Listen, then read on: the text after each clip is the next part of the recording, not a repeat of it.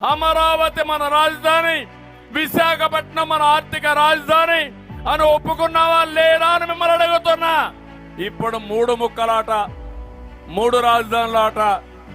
అసలు రాజధాని లేకుండా చేసి 5 సంవత్సరాలు ఒక చరిత్రహీనుడిగా మిగిలిపోయే పరిస్థితికి వచ్చాడు.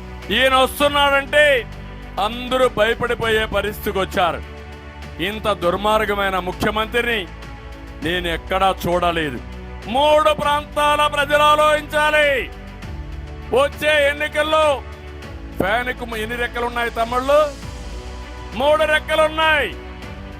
ఉత్తరాంధ్ర మీకు విజ్ఞప్తి చేస్తున్నా, విధ్వంసం చేసి వైసీపీ రెక్కని చిత్తుగా ముక్కలు చేస్తామని గట్టిగా చెప్పండి. బాదుడే రెక్కని పీకేయడానికి కోస్తా ప్రజలు సిద్ధంగా ఉన్నారు.